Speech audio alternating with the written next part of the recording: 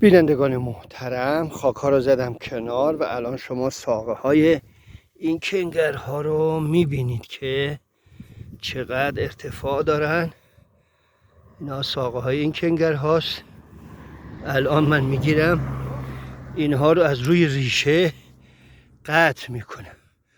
ببینید، چون کسی ندارم ویدیو بگیره خودم باید بگیرم. این یک ساقه کنگر هست. دقت بکنید، این یکی رو من جوری میکنم که ریشهشون کنده نشه. دقت بفرمایید. خاک ها رو بعداً میتکنم.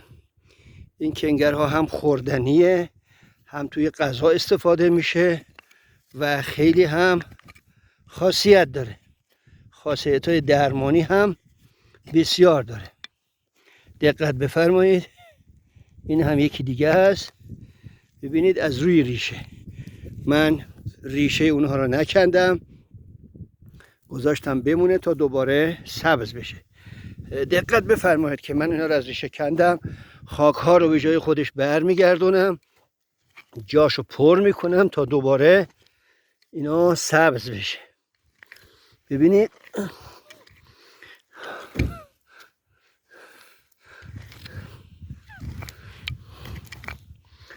خب، اینا رو میدم دست عیال محترمه. میرم سراغ بعدی. کجای رئیس؟ رئیس جان جانم. بیا بیرون، اینا رو بتکون خاکاشو. چه خوشمزه. بیا دستت طلا. خیلی بیا. ممنون عزیزم. بیا اینا رو بتکون تا من برم بعدی رو بکنم. خب بینندگان محترم، من میرم سراغ کنگر بعدی که اونو بکنم. سعی میکنم با کندن پای اونها به ریشه اونها لطمه ای وارد نکنم تا دوباره در بیاد. این هم یه دونه. دقت بفرمایید، این هم یکی اینجا در اومده. اینو اگر دقت بکنید خاک زیرش به نرمی اونها نیست، بنابراین من هم انتظار ساقه بزرگی نخواهم داشت ازش، اما کوچک هم نیست ساقش، ولی به بلندی اونها نیست. این هم با احتیاط میکنم که به ریشش صدمه وارد نکنم. دقت بفرمایید. باز من اینو از روی ریشه جدا میکنم. ببینید به ریشهش صدمه نزدم، ریشه سر جاشه.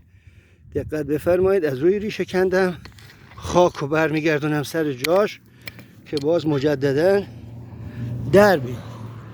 بیا رئیس جان، این دوتا رو هم بیا بگیر تا من سومی رو بکنم. اومدم سراغ سومی و همطور که میبینید این کنگر دیگه بزرگ شده و ساقش شیره داره و وقتی شیره میکنه دیگه یه مقدار تلخ مزه میشه، ولی تا وقتی که بزرگ نشده سرش، این وسط که میبینید این میاد بالا و یک کلاله‌ای میکنه و اونجا تخم میکنه. خوش شدهش رو قبلا براتون فیلم گرفتم و گذاشتم.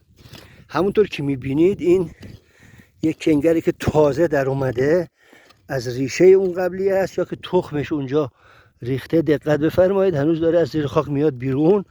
باز من سعی میکنم که به ریشه این هم صدمه نزنم، کنارش رو خالی میکنم تا برسم به انتهای ریشه. این به روی ریشه، این کنگر رو از روی ریشه جدا کردم. دقت بفرمایید، ریشه سر جاش هست.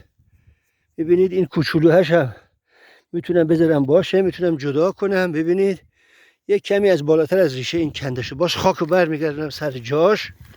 دوباره این همه امسال مجددا سبز میشه و از این خاک میزنه بیرون و نفر بعدی اگر اومد استفاده میکنه، اگر نه دیگر مردمان استفاده میکنه. اینجا بخش کوسرخ هست، توابع شهرستان کاشمر هست. البته بخش بود الان شهرستان شده. یکی از دوستان من فرماندار این شهر، جناب آقای دکتر اعما.